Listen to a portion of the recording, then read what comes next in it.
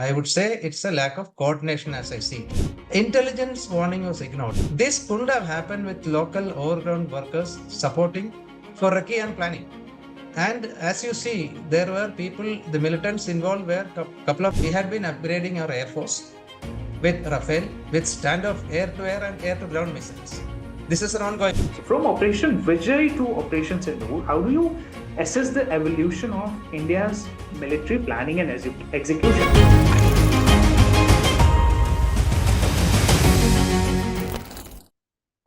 On April 22nd, last month, Pakistan-based terrorist group, the Resistant Front, perpetrated a devastating attack in Pahalgam, Kashmir. In that attack, 26 innocent tourists were killed in cold blood. India, in response to the heinous act, has launched Operation Sindoor on May 7. In the words of Foreign Secretary Vikram Misri, the response was non-escalatory, precise, and have targeted terrorist training camps at 9 different locations within Pakistan and Pakistan-occupied Kashmir. To discuss the fallout from terror attack and aftermath of Operation Sindoor, we have with us Brigadier C. Sandeep Kumar, retired VSM, Indian Army. He's a distinguished infantry officer commissioned into the Maratha Light Infantry in 1980 and has extensive experience in PINPD operations across India and Sri Lanka. He has served in Siachen, DBO, Depsang, and have also participated in Operation Vijay during Kargil. Over the years, during his service, he has held many important instructional and staff roles across India. Currently, he is the president of the Indus International Research Foundation. Welcome to the GEOSTRATA, sir. It is a great honor to have you here with us. Thank you very much, Darshan. So, as someone with deep operational experience in Kashmir Valley, how do you assess the security situation that allowed the Pahalgam attack to take place? And what immediate tactical and intelligence changes would you recommend post such attacks? It was a great shock for all of us to listen to that news coming from Pahalgam. The first thing which is coming to my mind is a premature opening of Dysaran Valley for tourists. Actually, it has been opened 2 months ahead of schedule. That too without informing the security forces and people who are deployed there. It seems there had been a lack of coordination. I would say it's a lack of coordination as I see it. Why it happened is a question which a lot of people have analyzed. Then intelligence warning was ignored. Around 15th of April, there was an intelligence warning saying that they had intercepted communication from Pakistan masters with the terrorist in JNK. And this was conveyed to the local administration as well. So it has been taken as a regular input or something like that. Then the third aspect which is there, this couldn't have happened with local overground workers supporting for recce and planning. And as you see, there were people, the militants involved were, couple of them were from Kashmir only, one of whom was neutralized yesterday. And there had been a redeployment of security forces in that area, which probably inadvertently helped the incident. Terrorists did it in that time before the security forces which got redeployed were familiarized with the area and established its human network. That's how I see it. And there had been definite support. The way they came, the way I asked, they knew nothing will happen for half an hour, 1 hour, and it will take more than 2 hours for the people to come there. It's very evident that they were there and they were preparing for that with the help of the locals. I wouldn't say locals, but definitely overground workers. The other part is the tactical and intelligent changes. Actually, the changes are cannot be as per a particular situation. So I'm sure the security forces there are the best to decide that as to what changes are needed now. And I am sanguine that they are on it, the particular situation.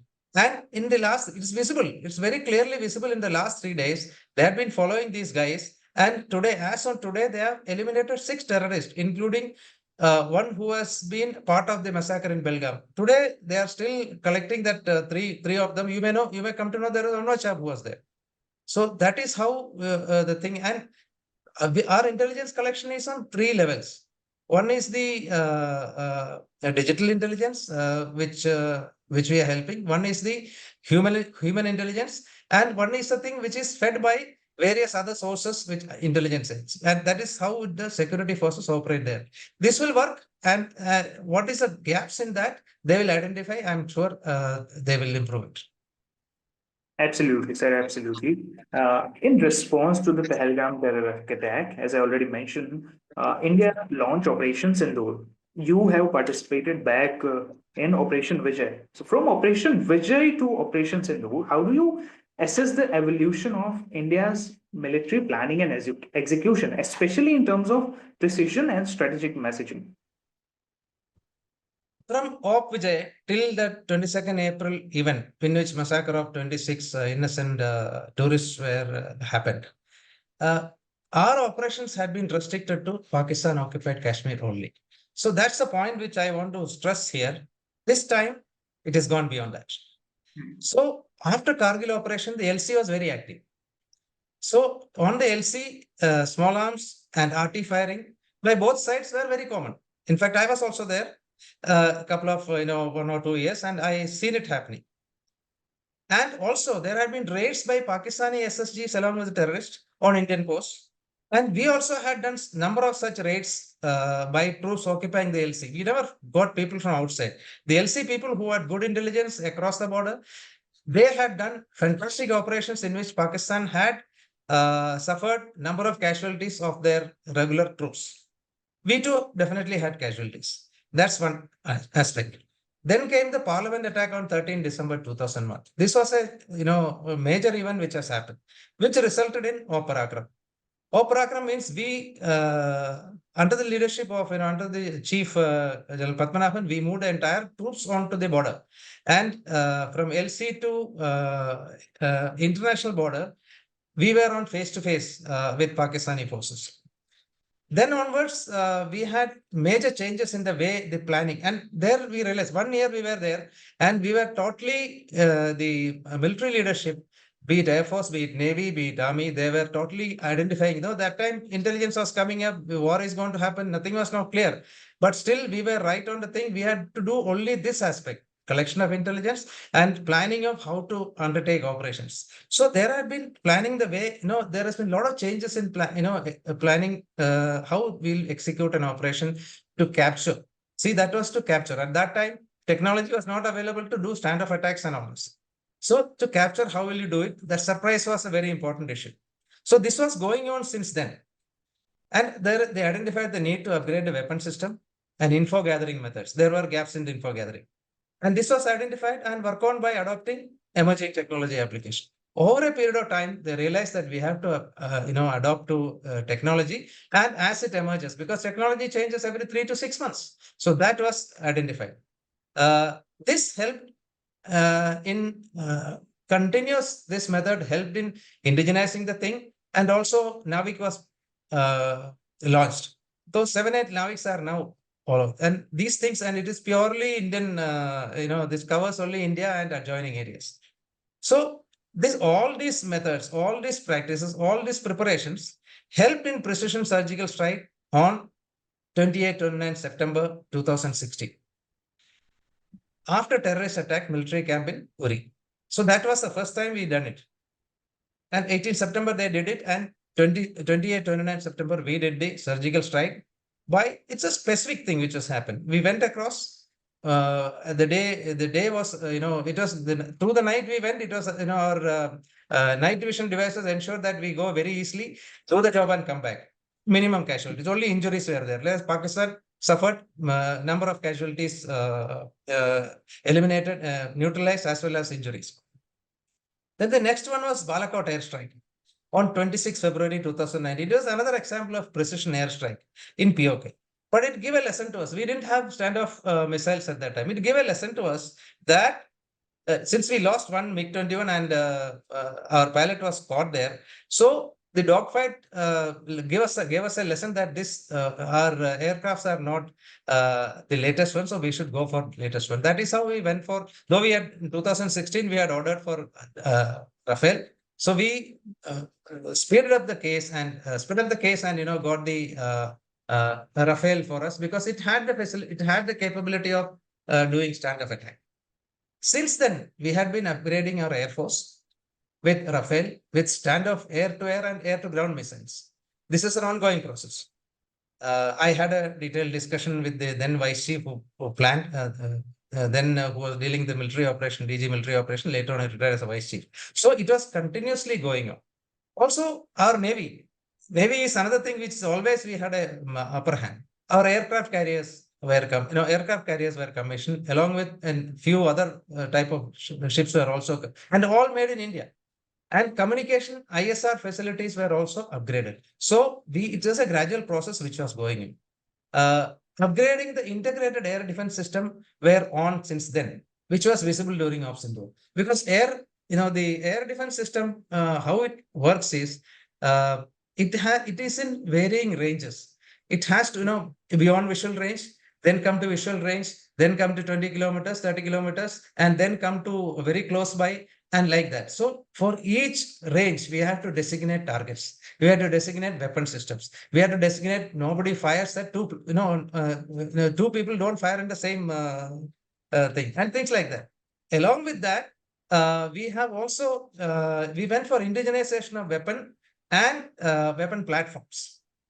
From manufacturing, incorporating artificial intelligence and other emerging technologies in a very focused manner. And that also as per requirement of the Air Force and the Air Force, Navy and the Army. This military planning to absorb emerging technology has given us capability to carry out precision standoff strikes.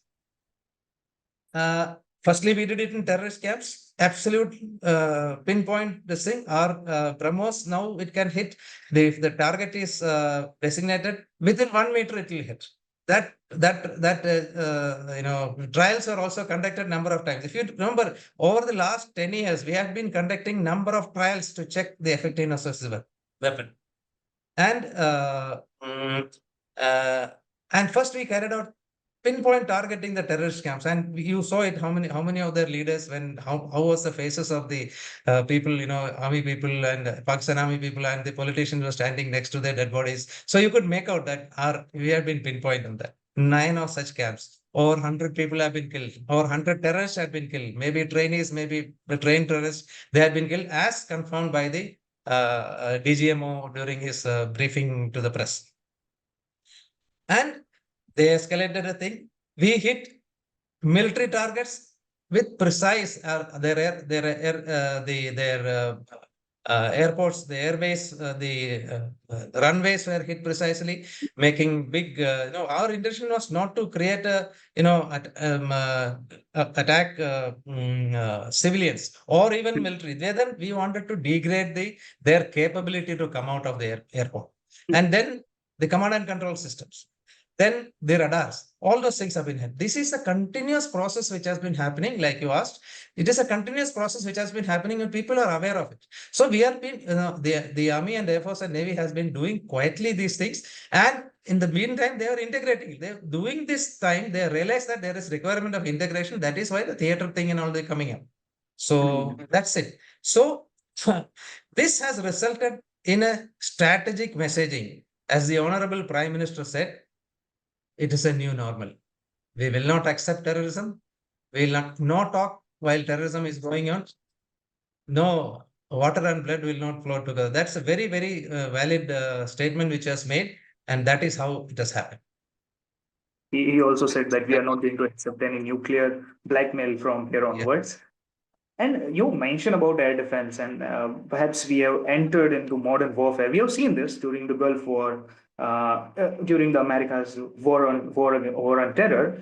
This is perhaps first time we are noticing around our borders this type of warfare, where drones are involved, where missiles are involved. Because up until now, we've only been hearing the news is that this missile has been launched, this missile has been targeted, this missile has been tested. This is the first time we are actually seeing it being operational. Could you explain how, in this whole scenario, India's air defense and counter drone system have evolved to neutralize such a large scale attack that happened on May 8th, because Pakistan also retaliated. We have stopped that, and our air defense played a very big role in that. Yeah, there are a lot of inputs which are coming for the last about, I would say from 2010 onwards. There have been number of, things which are happening. We are collecting intelligence also. Pakistan is a rock state. They thumb their chest and, come, I will do this, I will do that. And they were collecting all this material for doing that. Whereas India as a country has never been, offensive or, for this, I will do that. They will give warning. They will send, we will send across proof for terrorist things and all those things. But in the meantime, we were collecting intelligence, we were getting data, and we were seeing other countries getting into fight and having this sort of thing. So they were studying various conflicts in the world and adapting to the needs of modern warfare. To start with was the Armenia-Azerbaijan conflict. In Armenia-Azerbaijan conflict, you know what happened? Armenia had tremendous amount of latest tanks and all those things. Azerbaijan didn't have this thing. They annihilated that with the help of the Turkish-made Bayraktar TB2 drones. This was vital for the victory of Azerbaijan, and they were able to capture the area under Nagorno-Karabakh. They had been able to capture. Similarly, the Russian-Ukraine war. In Russian-Ukraine war also, they have realized Russia themselves lost number of these drones, and Ukraine had made sure that how to counter Russian rising. And Ukraine has also. This all sort of emerging lessons for Indian Army. India thus made use of all lessons and integrated all AD system with the help of Navy.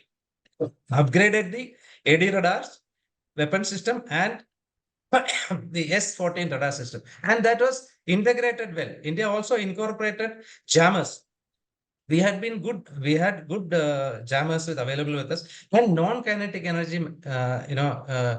methods like laser guns and various other things. So there are a number of issues which we had been developing ourselves, and that Atmanirbhar Bharat thing has really picked up, and these are the places where we had been doing well to indigenize our things, and that is how this learning lessons, identifying the requirements, and then getting it indigenized, and where there is gaps, getting things imported from abroad.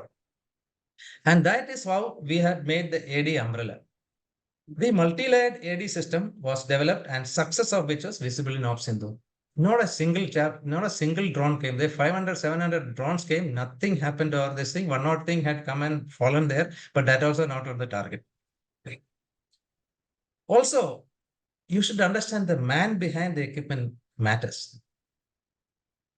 Permanent soldiers over a period of time, they had integrated well, and they knew how to integrate all these things, how to, it's a continuous process using technology, emerging technology, and they should know how to operate things. So they cannot just leave it, technology will take on, AI will take on, it can be hacked.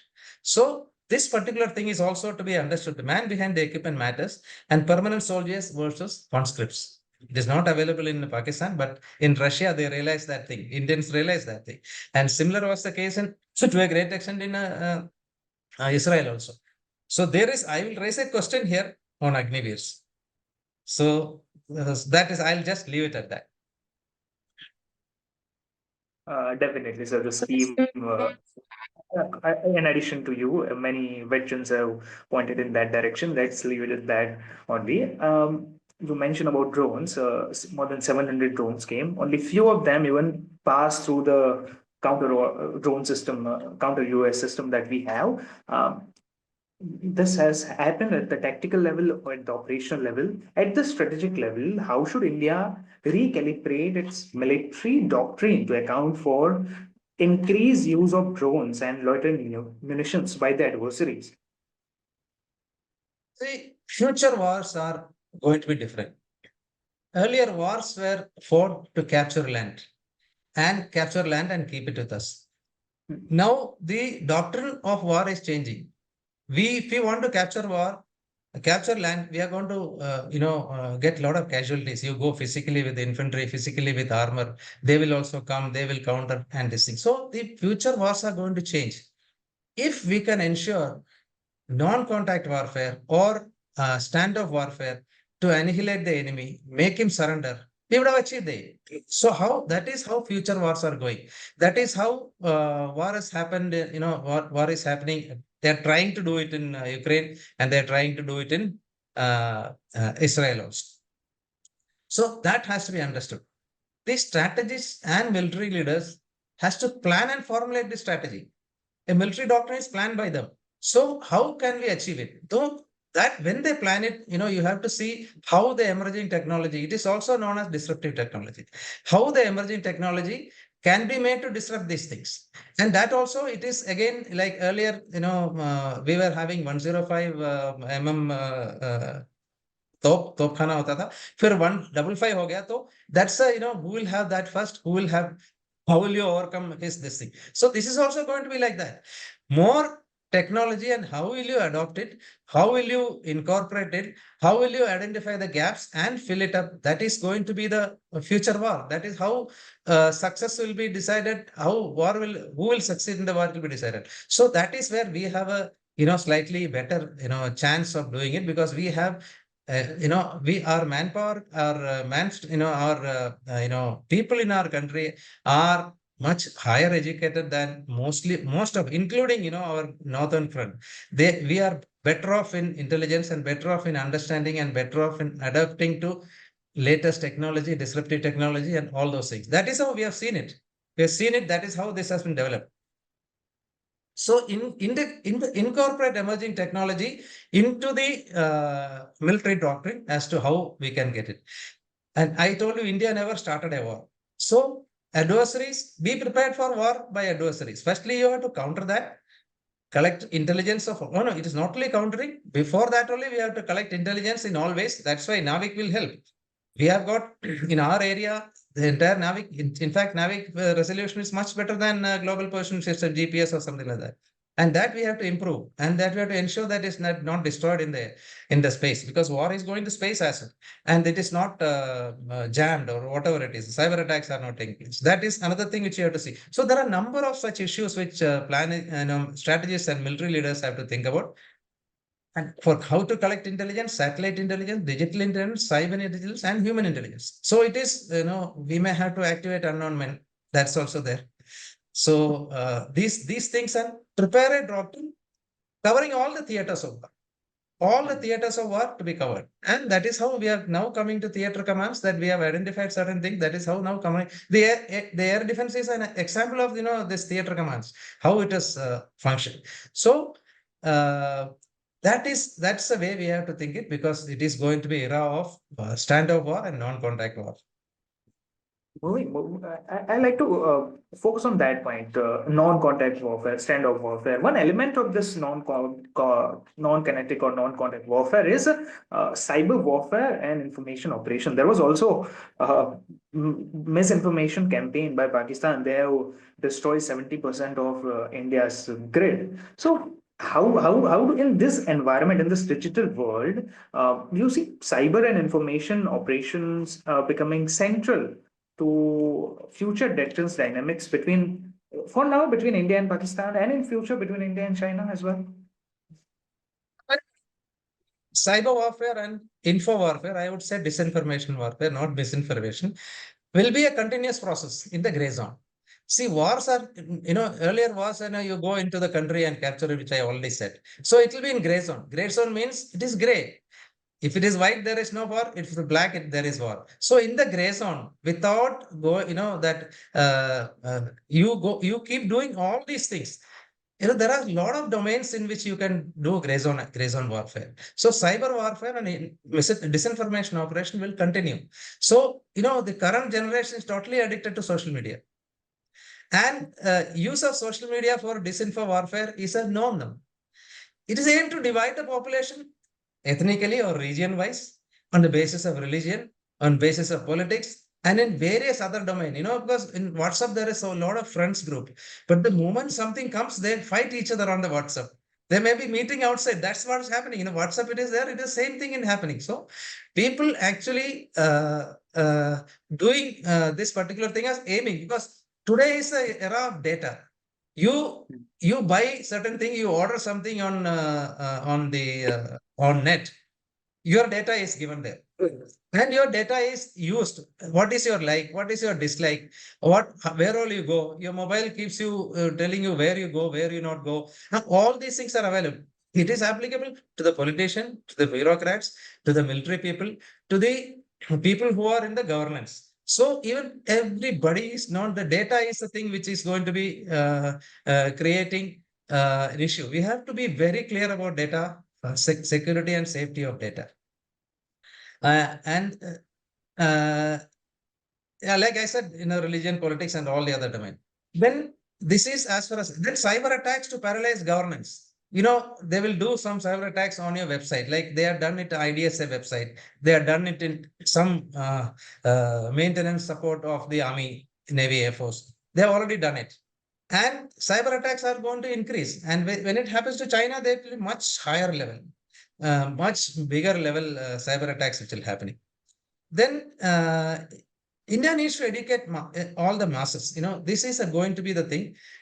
India needs to educate the masses across the board that this is how it is happening. Because I have seen in many of my groups, there is so much of fighting going on in various social media thing. That has to be, the people have to be educated by India, by the people, by direct interaction. If you can meet direct interaction, the questions are answered and all those things is one way. And that is where they can identify manpower to do that. We are all available for that. And take preventive measures to defend against both, and also, preventive measures about cyber attacks and the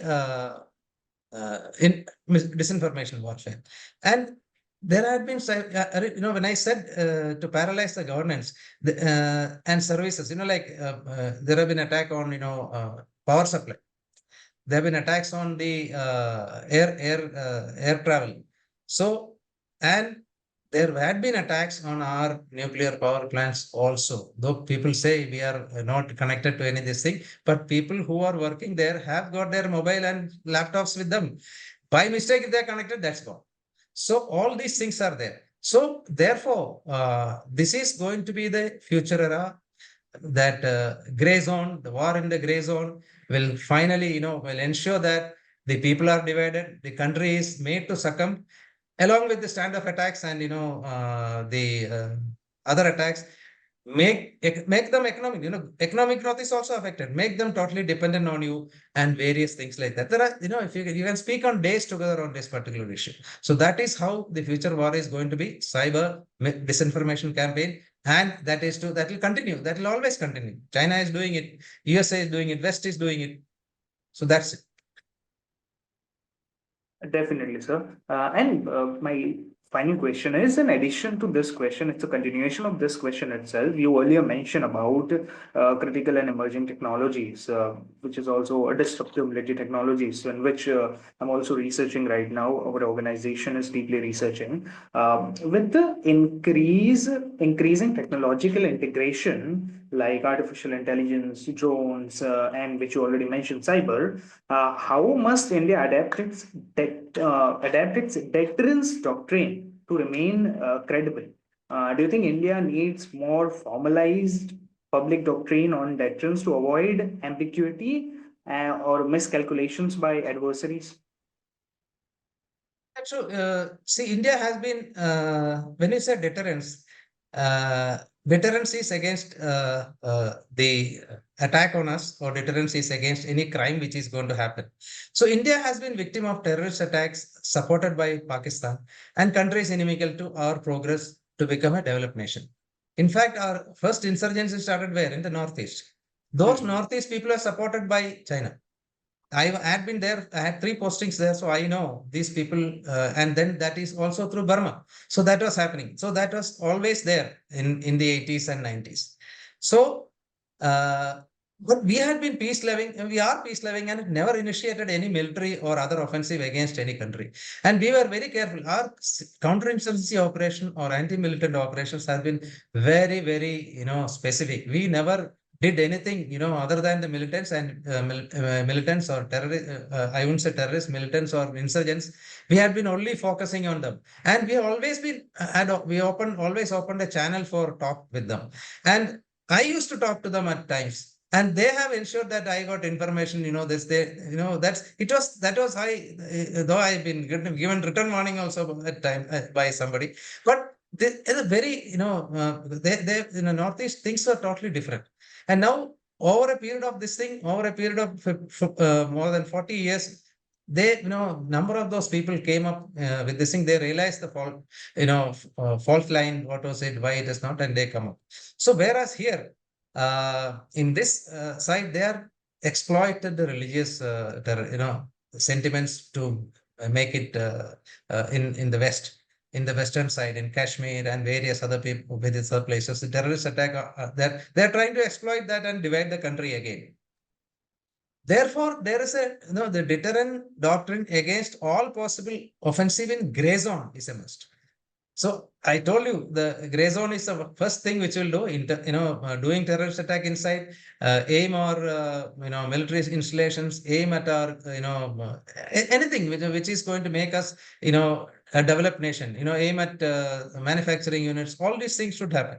It can happen. So there has to be a deterrent doctrine against all possible offensive in gray zone.